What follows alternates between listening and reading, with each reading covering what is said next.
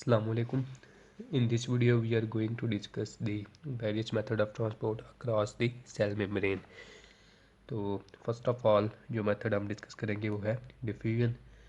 Diffusion क्या है? Diffusion is the movement of substances from higher concentration to lower concentration. ठीक है, जो कंसनट्रेशन ग्रेडियंट के क्रॉस मूवमेंट है उसको डिफ्यूजन कहते हैं। अब डिफ्यूजन किस पे डिपेंड करती है? डिफ्यूजन मॉलिक्यूल्स की काइनेटिक एनर्जी पे डिपेंड करती है। ठीक है, suppose this is a molecule A और ये मूव कर रहा है और यहाँ पे एक स्टैटिक मॉलिक्यूल पड़ा हुआ है बी।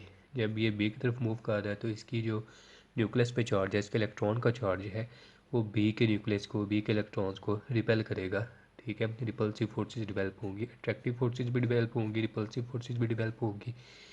ठीक है, तो अगर रिपल्सिव फोर्सेस डोमिनेट करती हैं तो क्या होगा कि जो बी है वो मूव करने लग जाएगा। और ऐसा भी हो सकता है कि ए जाके बी के साथ टकराए, तो इस केस में भी बी मूव करेगा। तो ए की एनर्जी जो है वो बी तक ट्रांसफ़र होगी, जिससे ए की स्पीड स्लो हो जाएगी और बी जो है वो मूव करने लगेगा। तो ये इस तरह के कोलिजन से एनर्जी एक्सचेंज हो रहा है। और ये कौन सी एनर्जी एक्सचेंज हो रही है? ये काइनेटिक एनर्जी के फॉर्म में एनर्जी एक्सचेंज हो रही है। तो जितने भी फ्लूइड्स हैं, लिक्विड्स हैं, गैसेज हैं, उनके अंदर मॉलिक्यूल जो है रैंडमली मूव कर रहे होते हैं, एक दूसरे के साथ टकरा रहे हैं, एनर्जी एक्सचेंज कर रहे हैं।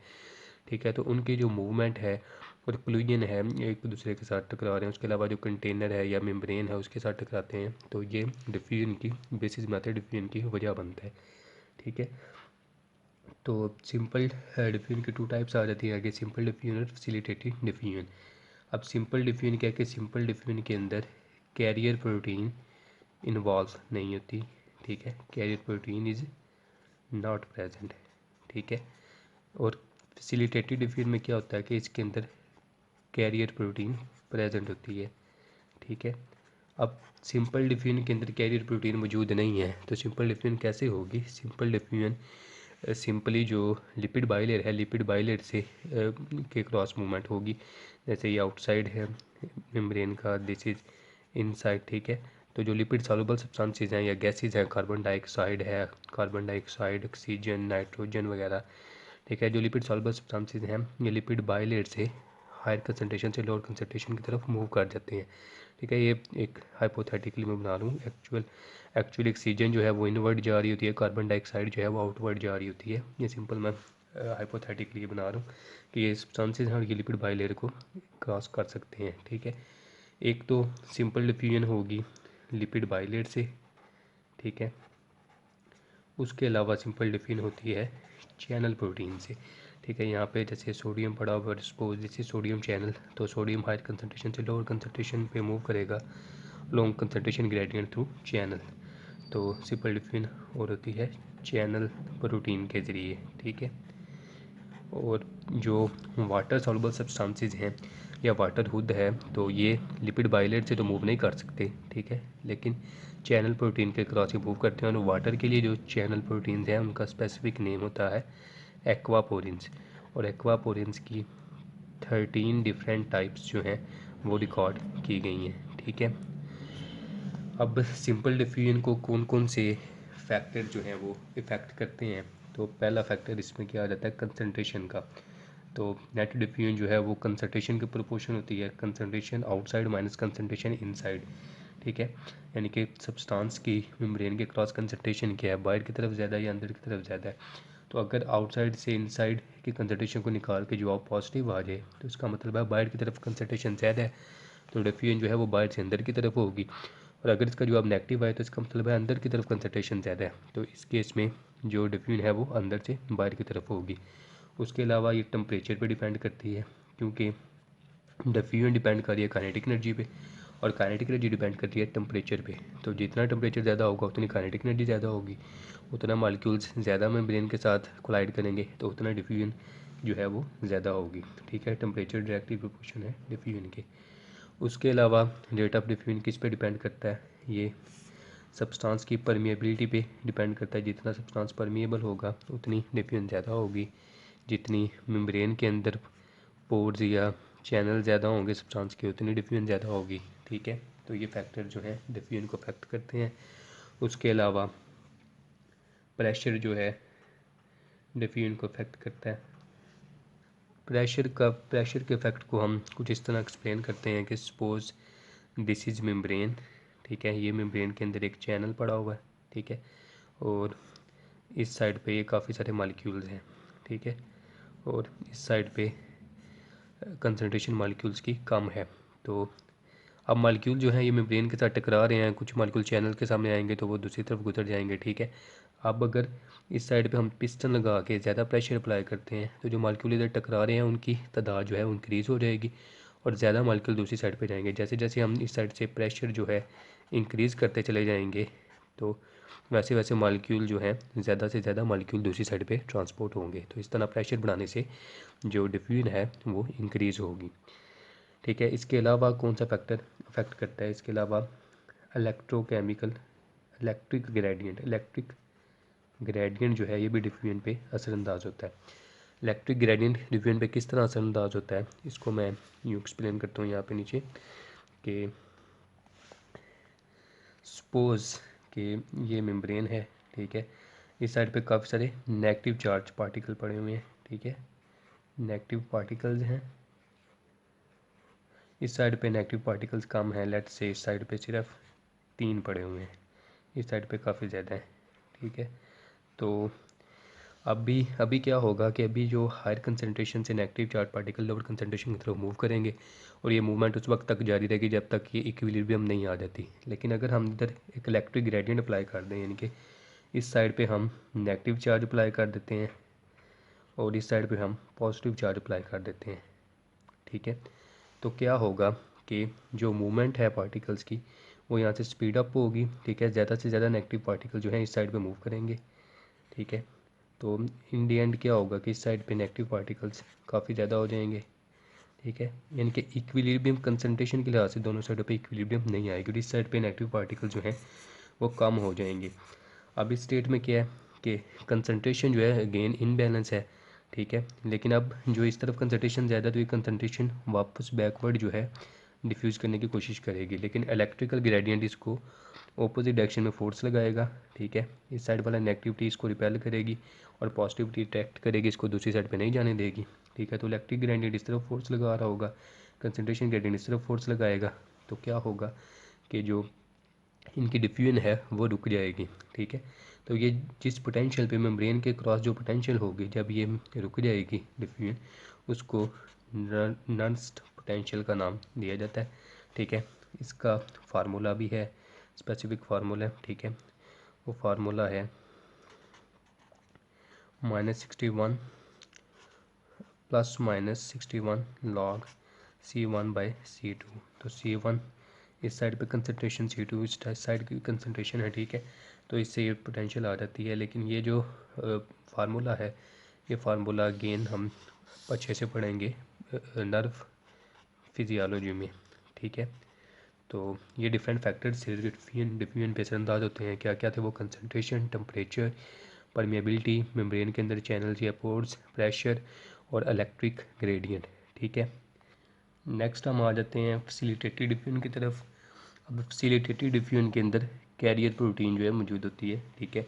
ये मैंने कैरियर प्रोटीन बनाई है, ठीक है। अब एक पार्टिकल आता है, ठीक है, तो वो पार्टिकल इधर इसके अंदर आके यहाँ पे ये रिसेप्टर पड़ा हुआ है, ठीक है। तो इस रिसेप्टर के साथ इसने फ्यूज़ करना है, ठीक है। तो जब ये फ्यूज़ कर देगा तो इस प्रोटीन के अंदर कन्फॉर्मेशनल चेंज आता है, तो प्रोटीन की डायरेक्शन जो है इस तरह चेंज हो जाती है। ये आउटसाइड था, ठीक है, और ये इनसाइड। तो इस डायरेक्शन चेंज होने की वजह से पार्टिकल जो है वो इनसाइड द मेम्ब्रेन जो है ट्रांसपोर्ट हो जाता है। तो ये कैरियर प्रोटीन इन्वॉल्व है इस डिफ्यूजन में, तो ये है फैसिलिटेटेड डिफ्यूजन। लेकिन इस टाइप के डिफ्यूजन फैसिलिटेटेड डिफ्यूजन में भी और सिंपल डिफ्यूजन में भी एनर्जी कंज्यूम नहीं होती, एटीपी जो है वो स्प्लिट नहीं होता, ठीक है। अब जो यहाँ पे सिंपल डिफ्यूजन थी उसकी नेट डिफ्यूजन जो थी वो कंसंट्रेशन पे डिपेंडेंट है और कंसंट्रेशन डिफरेंस यहाँ पे जितना इंक्रीज़ होगा डिफ्यूजन उतनी इंक्रीज़ होती चली जाएगी। यहाँ पे हम रेट ऑफ डिफ्यूजन और कंसंट्रेशन के दरमियान ग्राफ प्लॉट करें तो सिंपल डिफ्यूजन के लिए ग्राफ जो है ये स्ट्रेट लाइन आती है, ठीक है। जैसे जैसे कंसंट्रेशन बढ़ती चली जाएगी, यानी कि यहाँ पे जितने मॉलिक्यूल बढ़ते चले जाएंगे उतने ही ज़्यादा मॉलिक्यूल ट्रांसपोर्ट होते चले जाएंगे क्रॉस द मेम्ब्रेन। ये है सिंपल डिफ्यूजन के केस में। लेकिन फैसिलिटेटेड डिफ्यूजन की बात करें तो इसमें मेम्ब्रेन पे रिसेप्टर हैं, ठीक है। उसके बाद रिसेप्टर के साथ बाइंड करेगा, कन्फर्मेशन चेंज आएगा, उसके बाद ट्रांसपोर्ट होगी। तो इसका रेट जो है कंसनट्रेशन बढ़ाने से इसका रेट भी इंक्रीज़ होता है, लेकिन एक स्पेसिफिक पॉइंट तक। उससे आगे रेट जो है वो कांस्टेंट हो जाता है। स्पेसिफिक पॉइंट को नाम दिया जाता है वी मैक्स का, ठीक है। इससे ज़्यादा रेट इंक्रीज़ नहीं होता, यानी कि यूँ कह लें कि इस कंसनट्रेशन पे सारी जो प्रोटीन्स हैं, कैरियर प्रोटीन, वो सैचुरेट हो चुकी होती है मॉलिक्यूल से। सारे रिसेप्टर ऑक्यूपाई हो जाते हैं। फर्दर जो है हम मॉलिक्यूल इंक्रीज़ करने से फैसिलिटेटेड डिफ्यूजन का रेट इंक्रीज़ नहीं होता। Facilitated diffusion cross the membrane, इसकी एग्जांपल में हमारे पास ग्लूकोज आ जाता है, ठीक है। ग्लूकोज की ट्रांसपोर्ट के लिए 14 डिफरेंट टाइप के ट्रांसपोर्टर जो हैं, ट्रांसपोर्ट या कैरियर प्रोटीन जो हैं वो रिकग्नाइज हुई हैं, जिनको गलाट या ग्लूकोज ट्रांसपोर्टर से शो किया जाता है, ठीक है। तो ये डिफरेंट मोनोसेक्राइड्स भी, गलैक्टोज, फ्रुक्टोज वगैरह भी ट्रांसपोर्ट करते हैं।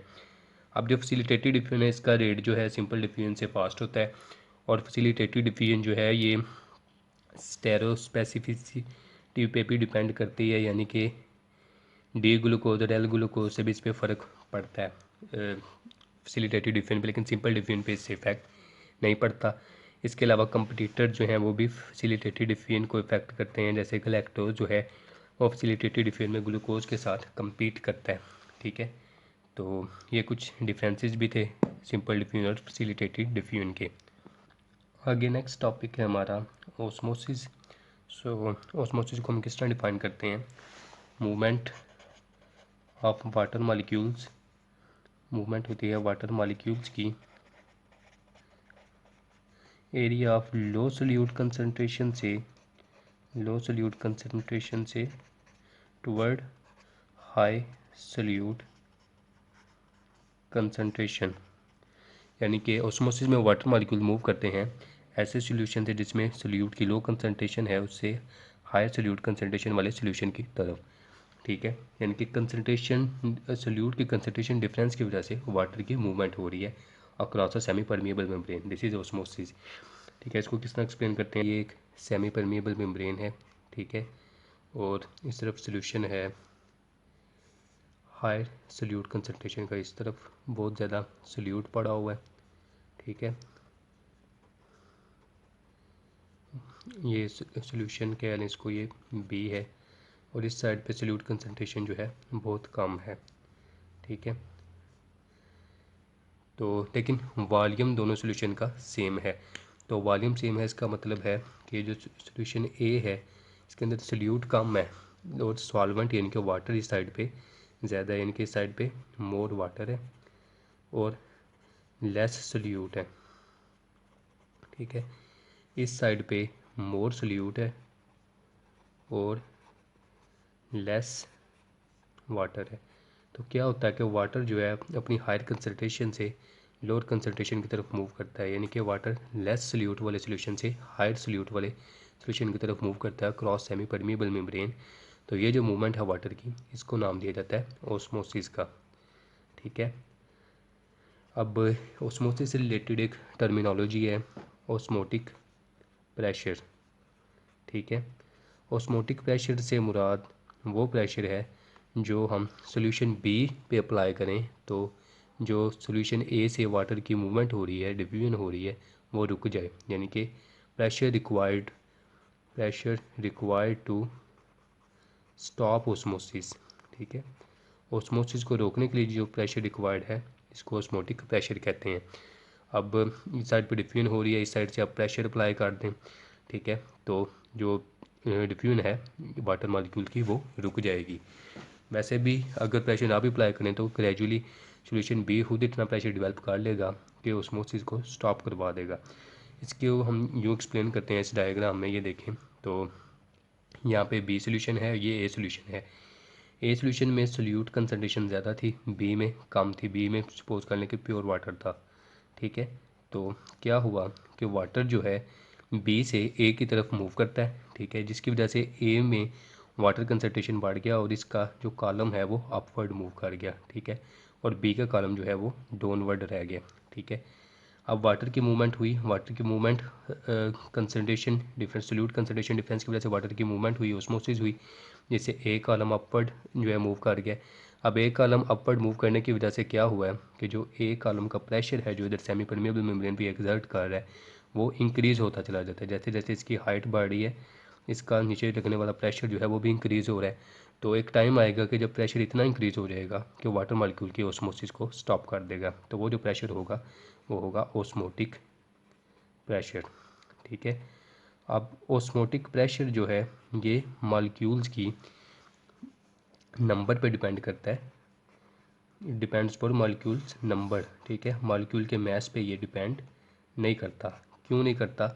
काइनेटिक एनर्जी का फार्मूला अगर हम देखें तो यह 1/2 mv²।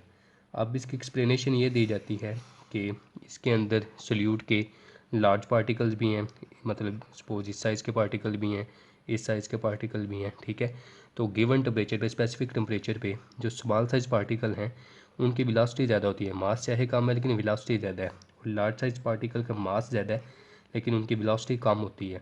तो इनकी ओवरऑल काइनेटिक एनर्जी सबकी कहा जाता है कि सेम होती है। इनके सॉल्यूशन के अंदर स्मॉल साइज़ पार्टिकल और लार्ज साइज़ पार्टिकल की काइनेटिक एनर्जी जो है वो सेम होती है। तो इस वजह से जो ऑस्मोटिक प्रेशर है ये नंबर ऑफ़ पार्टिकल्स पे डिपेंड कर रहा होता है, लेकिन मास ऑफ पार्टिकल्स से इंडिपेंडेंट होता है, मास ऑफ पार्टिकल पे डिपेंड नहीं करता। अब ऑस्मोटिक प्रेशर से रिलेटेड टर्मिनोलॉजी है ओस्मोल और ओस्मोलैरिटी और ओस्मोलैरिटी। ठीक है, इनमें क्या डिफरेंस है? कंसंट्रेशन को अगर पार्टिकल्स के नंबर के लिहाज से डिफ़ाइन किया जाए तो इसके लिए जो यूनिट यूज़ किया जाता है वो ओस्मोल है। ठीक है, अब 1 ओस्मोल किसके बराबर है?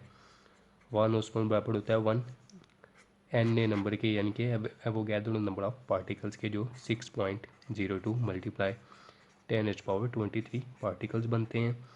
ठीक है, और ये किसी भी सब्सटेंस के 1 मोल के इक्वल होता है। ठीक है, यानी कि ग्लूकोज का 1 ओस्मोल किसके बराबर होगा? 6.02 मल्टीप्लाई 10⁻23 मॉलिक्यूल्स ऑफ ग्लूकोज के। ठीक है, और ये बराबर होगा 180 ग्राम ऑफ ग्लूकोज के या 1 मोल ऑफ ग्लूकोज के।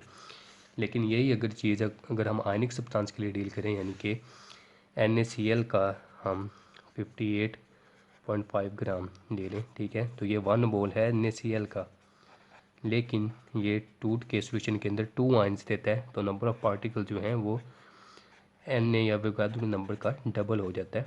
तो ये 2 ओस्मोल के इक्वल होता है क्योंकि नंबर ऑफ़ पार्टिकल जो हैं वो डबल हो जाते हैं। तो ओस्मोलैरिटी क्या है?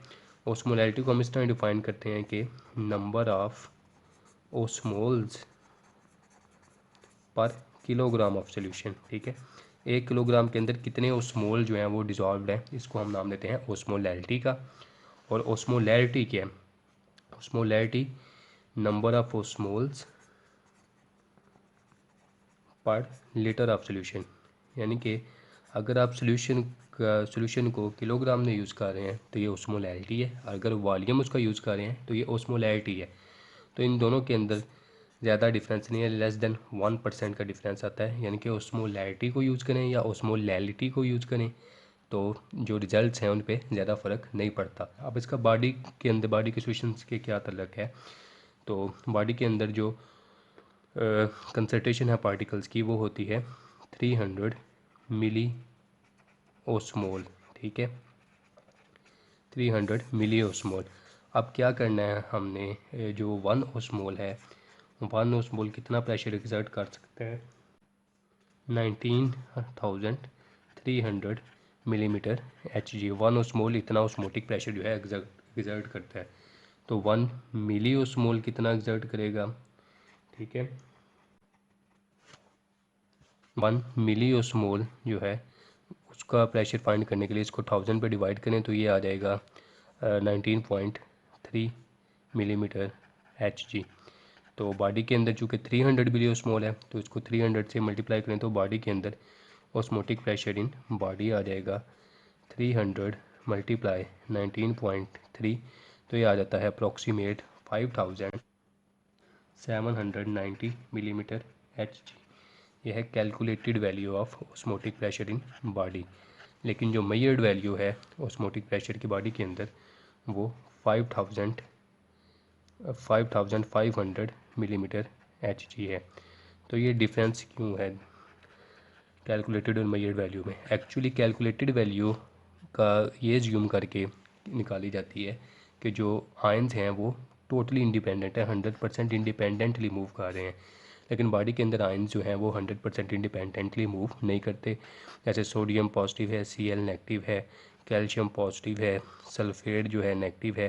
तो पॉजिटिव नेगेटिव आयन एक दूसरे पे अट्रैक्टिव फोर्सेज भी एग्जर्ट कर रहे होते हैं, ठीक है, दोनों एक दूसरे को अट्रैक्ट कर रहे होते हैं, लेकिन ये आपस में एक दूसरे को रिपेल कर रहे होते हैं, ठीक है, इस तरह ये अट्रैक्ट कर रहे होते हैं। तो इनके दरमियान जो फोर्सेज ऑपरेट कर रहे होते हैं उसकी वजह से ऑस्मोटिक प्रेशर जो है वो थोड़ा डिक्रीज़ हो जाता है। तो osmotic pressure measured osmotic pressure calculated का 0.93 बनता है।